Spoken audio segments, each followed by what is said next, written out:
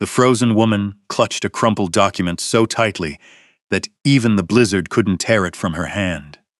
What was she carrying that made someone chase her into the mountains? Snow stung Caleb Walker's face as he dropped from his horse and pushed through drift nearly waist deep. The wind howled across the Wyoming ridge. A shattered freight wagon lay half buried behind him. Then he saw her, a woman frozen in the snow, one hand locked around a folded paper, her pulse barely there beneath his trembling fingers. As another sound echoed through the storm, Caleb realized they weren't alone out there. If you're watching, tell me where you're joining us from today. Winter came hard to the Wind River Mountains in 1887. Most folks in Wyoming Territory knew how to read a storm. They watched the clouds. They watched the birds. They listened to the wind moving through the pines. But some storms did not arrive. They attacked. By noon, the sky had disappeared behind a wall of white. Snow spun across the mountains so thick that even the tallest pines seemed to vanish. Fence posts became ghosts. Trails disappeared. The world shrank to a few feet in every direction. Caleb Walker pulled his coat tighter and leaned forward in the saddle. His mare, Daisy, fought through the drifts one slow step at a time. The horses in his upper pasture needed checking. If he waited until morning, some might not survive the night. The wind screamed across the ridges. Caleb lowered his head and kept moving. At 37, he had spent most of his life in Wyoming, long enough to know when nature was angry and when it was simply trying to kill you. Today, it was trying to kill you. He reached the old railroad grade shortly after noon. The tracks had never been completed. The company had run out of money years ago. Only scattered rails and abandoned equipment remained buried across the mountains. Something dark caught his eye through the blowing snow. At first, he thought it was a fallen tree. Then he saw a broken wheel. Caleb pulled Daisy toward it. Half buried beneath the drift sat a freight wagon. One side had shattered completely. A mule lay frozen nearby beneath a layer of snow. The wagon looked as though it had rolled down the embankment during the storm. Caleb climbed down. The cold hit his face like a knife. He searched quickly. No driver, no supplies worth taking. Then he noticed something. Tracks, not footprints. Drag marks, fresh, leading away from the wreck. Caleb followed them. 20 yards. 30. Then he saw her, a dark shape almost completely covered by snow. For one terrible second, he thought she was already gone. He dropped to his knees and brushed snow from her face. A young woman, dark skin, black curls frozen against her cheek. Her eyes were closed. Her lips carried no color. Caleb removed a glove and pressed 2 fingers against her neck. Nothing. Then there. A faint pulse, weak, barely there, but alive. "Well," he muttered into the wind, "you picked a bad place to take a nap." She didn't move. He slipped off his coat and wrapped it around her. The woman weighed almost nothing as he lifted her. The storm fought him every step back to the horse. Snow reached his knees. Twice he nearly fell. By the time he managed to secure her in front of the saddle, ice had formed across his beard. The ride home felt endless. The mountain trail vanished beneath fresh snow. More than once, Caleb depended entirely on Daisy's instincts. The mare knew the route better than he did. Near dusk, a warm glow finally appeared through the storm. His cabin, small, weathered, standing alone against the mountainside. Never had it looked more welcoming. He carried the woman inside. The door slammed shut behind them. The wind disappeared. Only silence remained. The cabin held one room, a narrow bed, a cast-iron stove, a rough wooden table, shelves lined with coffee tins, dried beans, and ledgers. The life of a man who rarely expected company. Caleb worked quickly. He built a fire, fed the stove until heat filled the room, boiled water, wrapped blankets around her. Hours passed. Darkness settled outside. The storm continued to hammer the cabin walls. Several times he checked her pulse. Each time it remained weak. Each time he wondered if it would stop before morning. Near midnight, he poured coffee into a chipped blue mug and sat beside the stove. The woman hadn't moved. The fire crackled softly. Outside, the mountains disappeared beneath the storm. Inside, the cabin felt strangely different, less empty. Caleb glanced toward her. For 3 years he had lived alone. Since losing his wife to pneumonia, silence had become a permanent resident in the cabin. Most days he preferred it that way. Yet now another heartbeat shared the room, a stranger's. He wasn't sure how he felt about that. Toward dawn, a small sound broke the quiet, a cough. Caleb sat upright. The woman stirred beneath the blankets. Her eyes opened slowly, gray eyes, sharp despite exhaustion. She looked confused, then frightened. Her gaze darted around the room. The stove, the table, the rifle hanging near the door. Finally, it landed on Caleb. She pulled the blanket closer. "Easy," Caleb said. His voice remained calm. "You've been through enough already," she swallowed. Her throat looked dry. "Where am I?" "My cabin."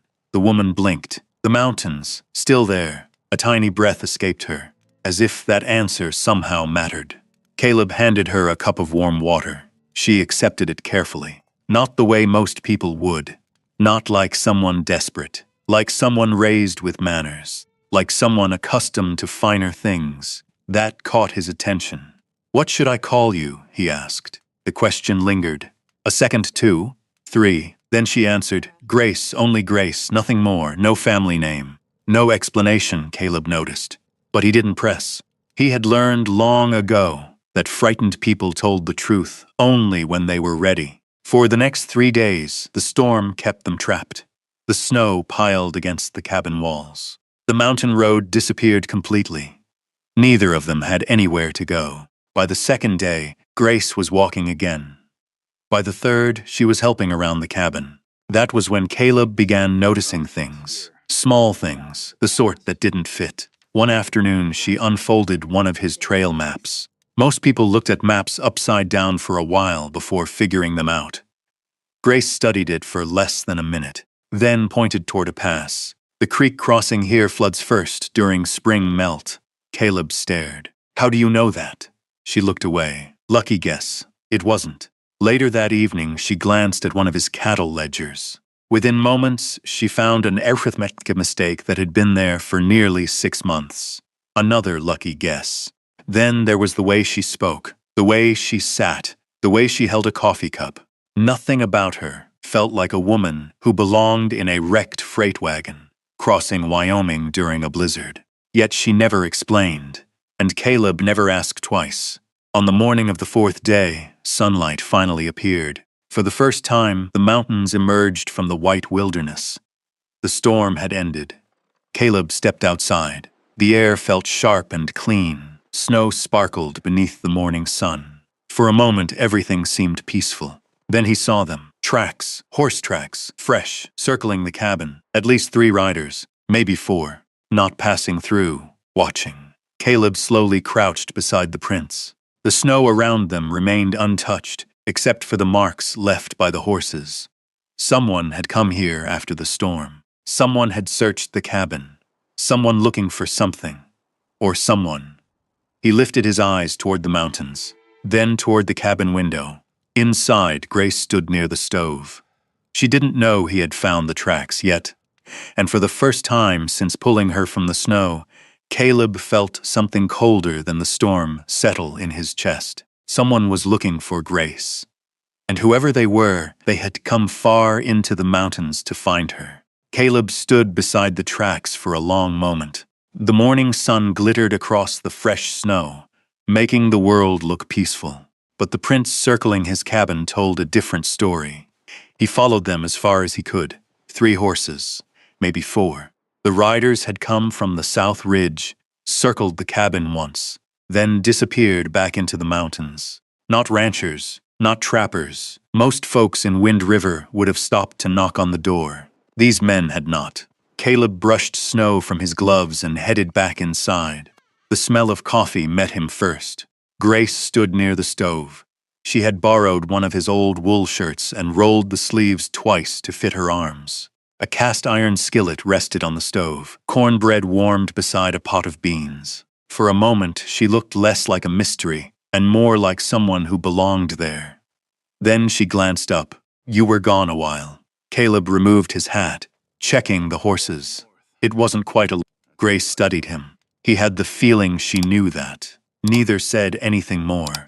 The cabin settled into a strange rhythm over the next few days. The storm had blocked every road leading down the mountain. Leaving wasn't an option, so they worked. Caleb repaired harnesses. Grace mended a torn blanket. They shared meals. Sometimes they talked. Sometimes they sat quietly while the stove ticked and popped. The silences no longer felt uncomfortable. One afternoon, Caleb spread several ledgers across the table. The books contained years of horse sales, feed purchases, and debts owed by neighboring ranchers. Numbers had never been his strength. Grace glanced at the pages while pouring coffee. Then she paused. "You've been shorted." Caleb looked up. "What?" She pointed toward an entry dated 8 months earlier, a shipment of oats. Caleb leaned closer. Grace tapped 2 figures with her finger. "The total doesn't match the receipt." He checked again, then a 3rd time. She was right. The merchant in Riverton had overcharged him by nearly $20. Caleb let out a low whistle. "I've looked at these books a dozen times." Grace folded her hands. "You trust people." "Most times." She looked down at the ledger. "That can get expensive." Something about the way she said it lingered, as if experience stood behind those words. That evening, Caleb rode down to the lower pasture. When he returned after dark, light spilled through the cabin window. Grace sat at the table. His map of Wyoming territory lay unfolded before her. She didn't hear him enter. Her finger traced roads and rivers, South Pass, Lander, Rawlins, then farther east. When she finally noticed him, she folded the map too quickly. "Sorry, no need." She stood. "I was only looking." Caleb nodded, but he noticed something. She hadn't been studying random places. She had been studying routes, like someone trying to find a way home. The next night brought another surprise. Hoofbeats, 3 riders, maybe more. The sound echoed through the darkness shortly after supper. Grace froze. The coffee cup in her hands stopped halfway to her lips. Caleb noticed immediately. The riders approached the cabin. A lantern swung outside. Then came a knock, not loud, but firm. Caleb reached for his coat. "I'll get it." Grace stood as well. "No." The word came too fast, too sharp. Both of them noticed. She lowered her eyes. "I'm sorry." Caleb looked at her for a second, then nodded. "I'll handle it." Cold air rushed inside when he opened the door. 3 men sat on horseback, heavy coats, travel dust. One carried a lantern. The oldest offered a polite smile. "Evening. Evening. We're looking for a woman." Caleb waited. The man continued. "Carriage accident during the storm. Young woman. Went missing somewhere in these mountains." Caleb kept his face still. "Lot of mountains around here." The rider chuckled. "Fair enough." He pulled a folded paper from his pocket. "We're trying to help her family." Caleb never looked at the paper. Something about the man's eyes bothered him. The smile never reached them. "Sorry," Caleb said. "Haven't seen anybody." The rider studied him, then glanced toward the cabin window. The curtain moved slightly. Grace had been watching. The man saw it too. For one tense second, nobody spoke. Then he smiled again. "If you do see her, tell her people are worried." "We'll do that." The riders turned their horses. Snow crunched beneath hooves. Soon darkness swallowed them. Caleb waited until the sound disappeared completely. Then he shut the door. Grace stood beside the stove, pale, silent. "Those men weren't family." She looked at him. "No. They weren't trying to help you." "No." The fire cracked softly. Outside, the wind pushed against the cabin. Finally, Grace sat down. For a long time, she stared into her coffee. "My father died 2 months ago." Caleb said nothing. He left something behind. The words came carefully, like stepping across thin ice. "And somebody wants it." Caleb took the chair opposite her. "What is it?" Grace lifted her eyes. For a moment, he thought she might finally tell him everything. Instead, she looked away. "I'm not ready to say." Caleb nodded once. That was enough. No questions, no demands, just acceptance. Something shifted between them then. Not trust completely, but the beginning of it. Later that night, long after the lantern had been extinguished, Caleb woke to the sound of movement. Grace. She was asleep on the bed, restless. Her forehead glistened with sweat. The fever had returned. She whispered something. At first he couldn't make it out. Then he heard it clearly. One word, Blackstone. Caleb sat upright. The name hit him like a hammer. Every rancher in Wyoming knew Blackstone, the largest cattle operation in the Rocky Mountains, a kingdom of land, livestock, and money. Grace turned slightly, still asleep, still trapped somewhere inside the fever dream.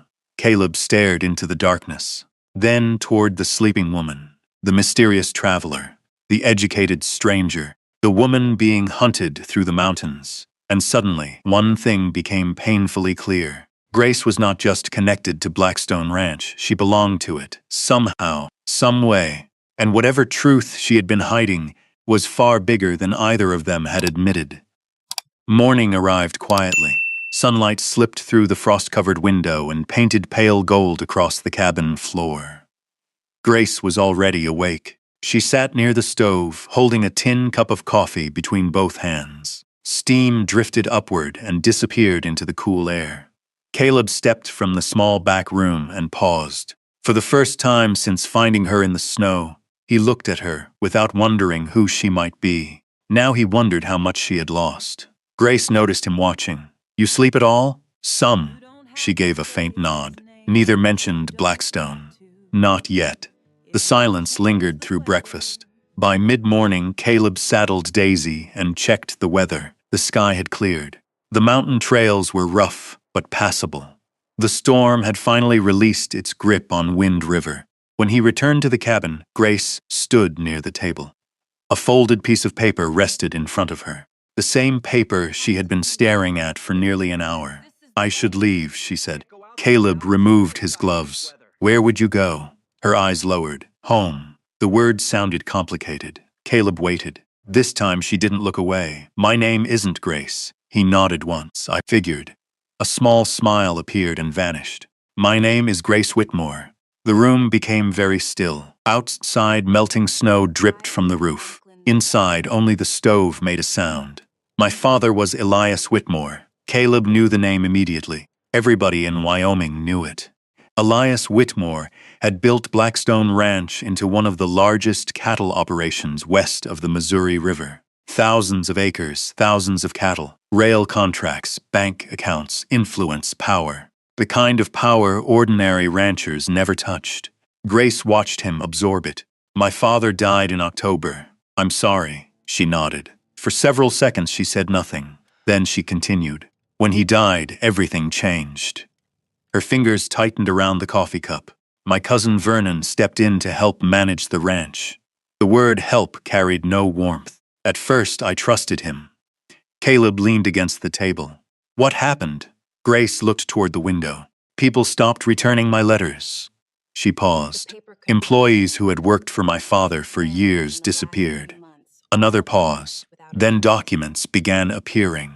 "What kind of documents?" "Papers saying I wasn't capable of managing Blackstone." Caleb frowned. "Signed by who?" "Lawyers, bank representatives. Men who suddenly became very loyal to Vernon." The answer settled heavily between them. Outside, a gust of wind rattled the cabin wall. Grace continued quietly. "My father left Blackstone to me. And Vernon didn't like that." "No." For the first time, anger flickered behind her calm voice. "He believed the ranch should belong to him." Caleb folded his arms. "So the carriage accident wasn't an accident?" Grace shook her head. "No." The memory crossed her face. A lonely road. Falling snow. A frightened driver. The crash, then darkness. "They knew where I was traveling." Her voice softened. "They knew exactly which road I'd take." Caleb stared at the floor for a moment. The pieces fit together now. The riders, the lies, the search. The fear she carried every time hoofbeats approached. Someone hadn't been looking for a missing woman. Someone had been looking for Grace Whitmore, the woman standing between Vernon and Blackstone Ranch. The realization should have changed things. It didn't. At least not the way Caleb expected. He still saw the same woman who made coffee each morning. The same woman who fixed mistakes in his ledgers. The same woman who quietly folded his blankets when she thought he wasn't paying attention. Only now he understood why she seemed so out of place in a mountain cabin. Grace glanced at him carefully. "You haven't said anything." "What should I say?" She looked surprised. "Most people change once they hear the name." Caleb shrugged. "You still need breakfast." For a moment she stared. Then a quiet laugh escaped her. The first genuine laugh he'd heard. It lasted only a second, but it changed something. The distance between them felt smaller. That afternoon they packed supplies, dried beans, coffee, jerky, a bedroll, extra ammunition. Not because Caleb expected trouble, because Wyoming had a habit of creating it. Near sunset, Grace stood beside Daisy while Caleb tightened the saddle straps. "You don't have to come." Caleb kept working. Probably true. "I'm serious. So am I." He checked the cinch one final time, then looked at her. "If somebody tried to run you off your own land, I wouldn't sleep very well letting you ride there alone." Grace lowered her eyes. No argument came. The mountains glowed orange beneath the setting sun. The next morning they left the cabin. Snow still covered most of the valleys. The world looked clean, untouched, as if no secrets existed anywhere. By noon they reached the lower trail near Crowheart Butte. A frozen creek crossed the road. Caleb guided Daisy carefully across first, then helped Grace bring the second horse over. At one point the ice shifted beneath her mount. She grabbed the saddle horn instinctively. Caleb reached out immediately. His hand closed around the bridle. Steady, silent, the horse recovered. Neither spoke afterward. Yet for the next mile, Grace rode slightly closer than before. Near evening they stopped beside a stand of pine trees. Caleb built a fire. Grace unpacked supper.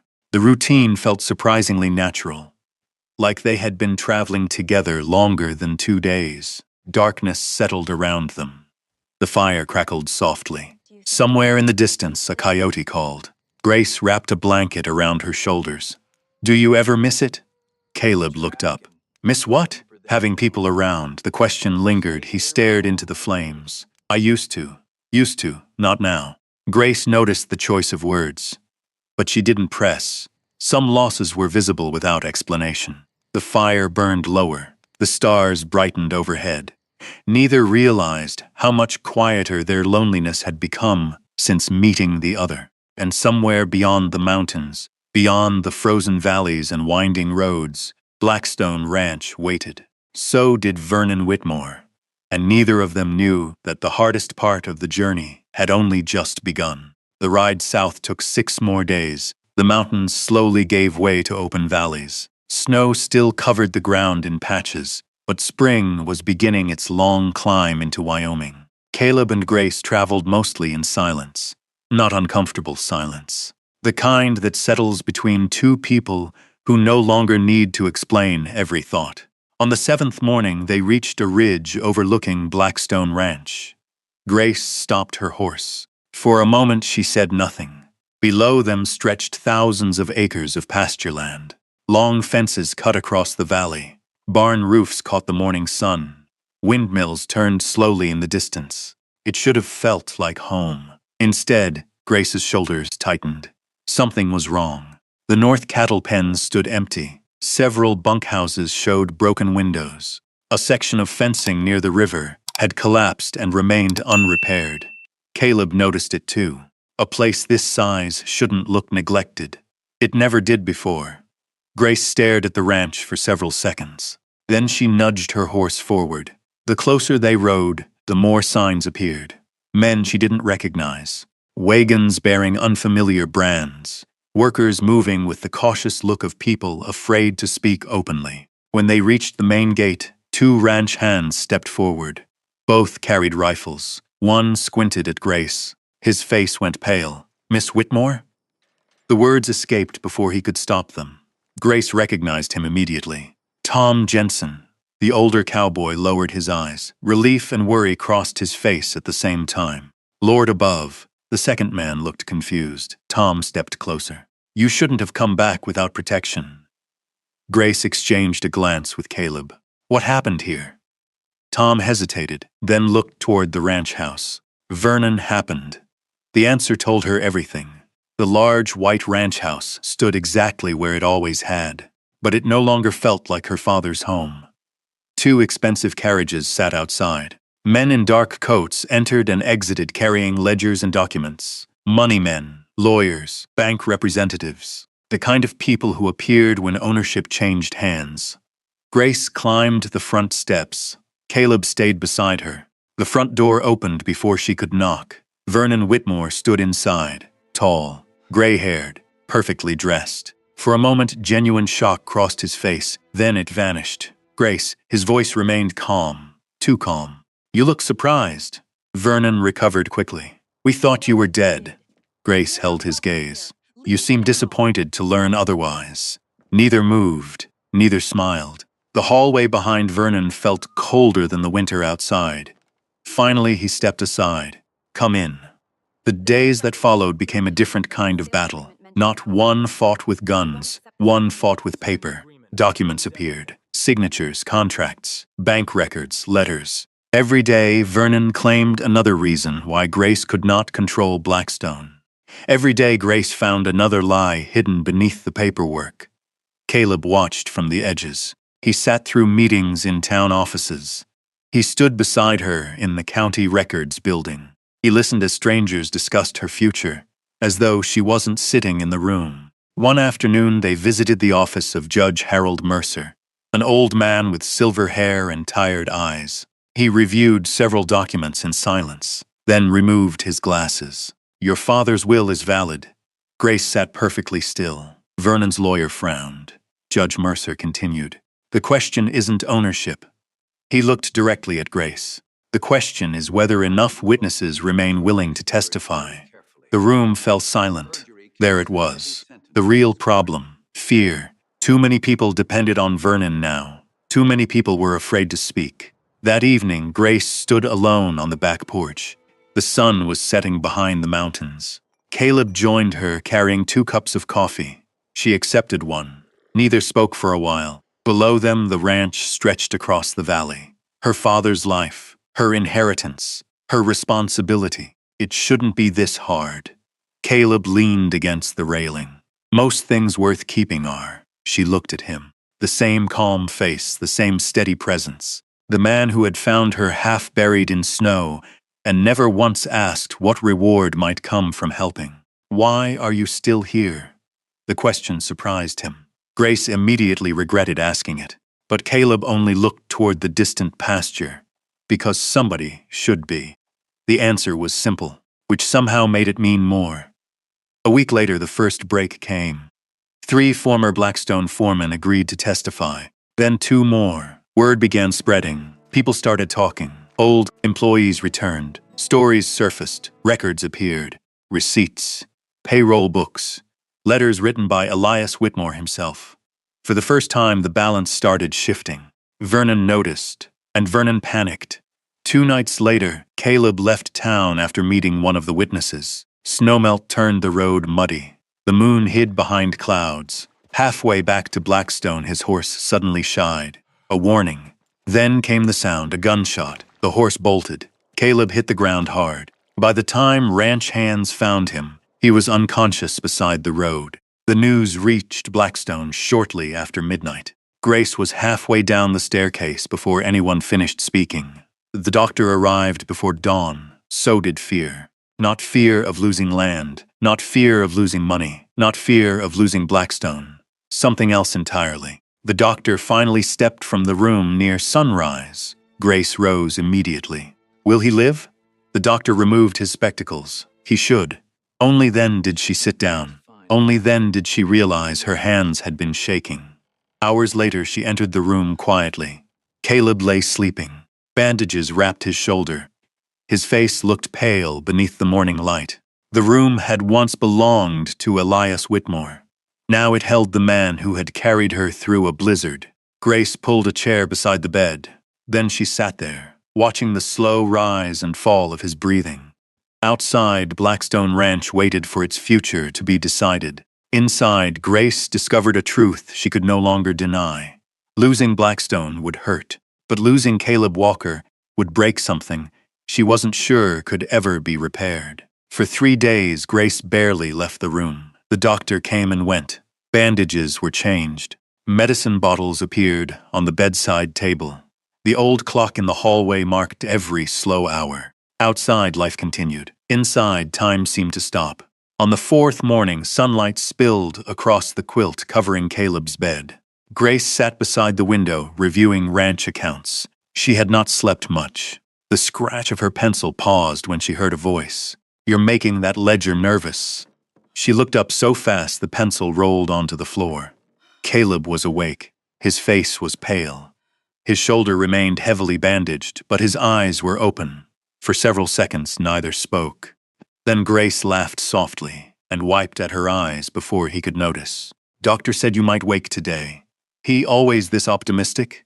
Usually not. The corner of Caleb's mouth moved slightly. That small smile felt larger than any courtroom victory. The weeks that followed changed Blackstone Ranch. Judge Mercer officially recognized Elias Whitmore's will. The final documents were signed in Lander before witnesses. Vernon Whitmore lost control of the ranch. He left quietly. No dramatic speeches, no last battle. Just a man climbing into a carriage and disappearing down the road he should have taken months earlier. Spring arrived soon after. Snow retreated from the valleys. The river swelled with meltwater. Grass returned to the hills. Old ranch hands came back one by one. Tom Jensen returned first, then 2 brothers from Dubois, then a cook named Martha, who had worked for Elias Whitmore for nearly 20 years. The ranch slowly found its heartbeat again. Each morning, wagons rolled through the gate. Each afternoon, cattle moved across the pastures. Each evening, lanterns glowed in bunkhouse windows. And through it all, Grace worked. Not from an office, not behind a desk. She rode fence lines, checked feed deliveries, met suppliers, reviewed payroll books herself.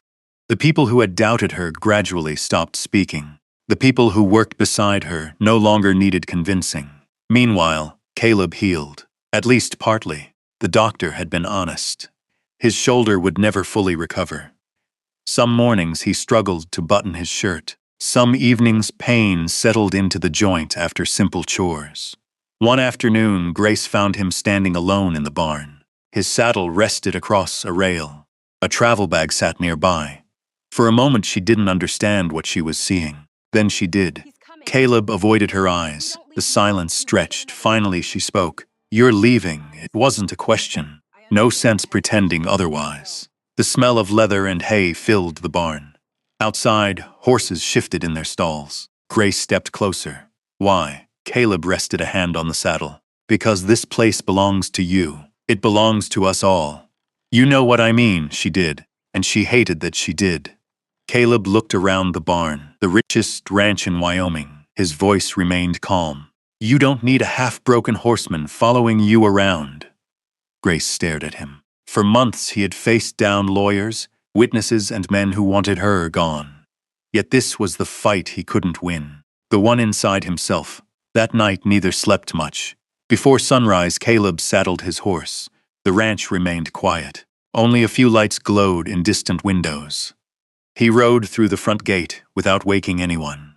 Or so he thought. An hour later, hoofbeats echoed across the prairie. Fast, determined, Caleb turned. Grace rode hard through the morning mist. Her horse closed the distance quickly. When she reached him, both animals slowed to a walk. Neither spoke at first. The grass moved gently beneath the spring wind. Birds circled overhead. Far away, the mountains stood blue against the horizon.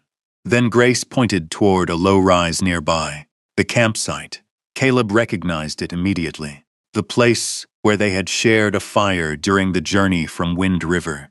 They rode there together. The ashes were long gone, but the memory remained. Grace dismounted first. For several moments, she simply looked across the open grassland. Then she finally spoke. "If you hadn't found me in that storm," her voice caught. She tried again. "If you hadn't found me, Blackstone might still exist." Caleb watched her quietly. The cattle would survive. She looked at him. The land would survive. The wind lifted a loose strand of hair across her face. "But I wouldn't." The words settled between them. Simple, honest, impossible to misunderstand. Caleb lowered his eyes. Grace stepped closer. "You keep talking about the ranch." Her voice softened. "You keep talking about what I own." Another step. "I never asked you to stay because I needed a manager." Caleb looked up. For the first time, uncertainty disappeared from her face. "I asked you to stay because you're home."